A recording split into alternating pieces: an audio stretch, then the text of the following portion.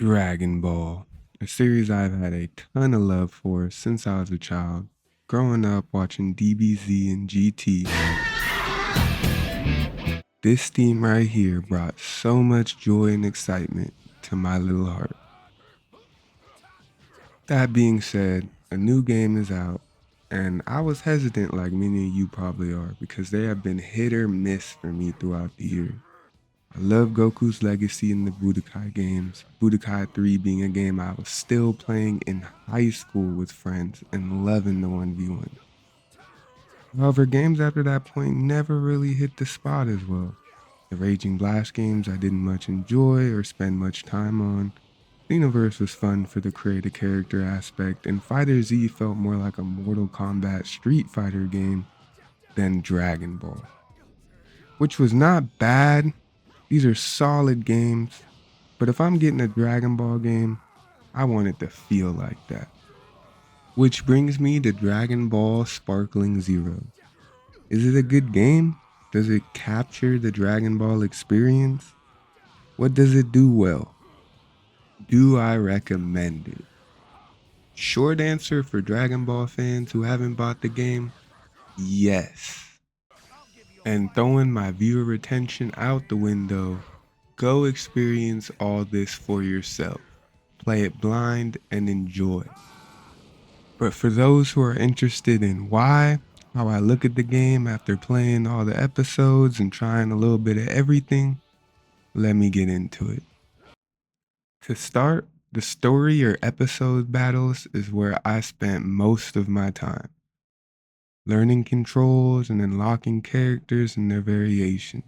Yes, variations. There's multiple versions of most of the characters for different periods in time during the Dragon Ball to Dragon Ball Super stories. And I like it because it gives a lot of different moves and looks for our favorites. Want to be super buff Super Saiyan Vegeta during the Cell Saga? You can do that. You want to be Goku without Super Saiyan Blue and above? You can. It's a cool way to make the same character a bit different and show off all the different attacks and techniques they use. I will say that the story episodes is where the game lacks the most and lost the most points for me. Not to say it's bad, but it's obvious they spent more time on the graphics, making things look and feel Dragon Ball, and especially feel. Despite the 3D environments and being able to fly all around, it very much has that feel of the Budokai games. Teleporting over and over again, different counters, transforming mid-battles, key management, and some characters just being more powerful because of who they are. They spent all that effort I felt is missing in the story and episodes and put it into the gameplay. The game looks and feels fantastic to play as a fan of all these characters and only left me wanting more. More characters, more maps. Seriously, some staples of the series weren't here, and that alone would have given the game another point for me. It's like getting really, really good food, but still being hungry. I want more of what you served me. The story episodes go through the beginning of DBZ to the end of Super, but it's broken up by a select few characters. It's strange because a lot of it is still images made in their custom battle mode where you can make your own little stories, which is a really cool feature. It's cool they added it and adds a ton of funny and mostly weird stuff right now, Kefla and Gogeta, but I'm gonna judge it based off of the episodes they gave us.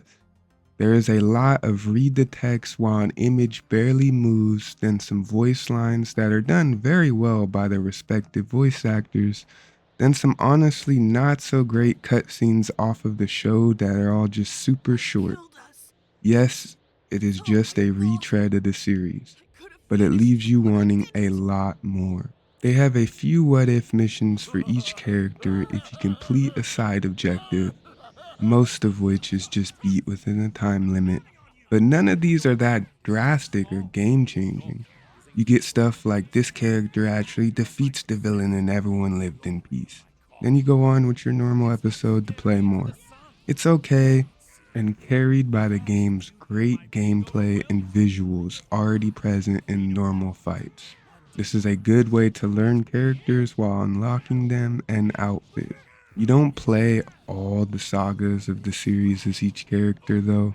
You mostly only play them when they won or played a big part in the story. While you're doing this, you'll be working on Zeno's orders and Wiz's stamp book, which basically gives you player card titles, emblems, and Zenny for their store. As you unlock characters and their variations, they show up in the encyclopedia, and Chi-Chi, Bulma, and Videl will make comments on it, which is really cool and something I recommend you check out. They also have a training mode so you can practice all the specific moves and counters and change the AI to do what you need so you can practice, which is very nice and needed for the online battles. Which I'm not going to go too far into. It's here. It's very similar to the normal gameplay. If you spend a ton of time in this game, I'm sure you're going to go online and enjoy it. That's this game's end game, basically. Going online with a team you like and messing with people. With all that being said, I give this game an 8 out of 11. It's a bit higher due to me being a Dragon Ball fan and the amount of effort into the characters and feeling of gameplay. I feel like I'm in a Dragon Ball fight. I can teleport over and over again, shoot crazy energy beams, casting my foe into a burst of light. To me, this game is good food, but not enough. I want more. They have DLC confirmed, and they have a little season pass, which I don't think is too bad. But more time spent on the story and more maps would have made this game top of the line.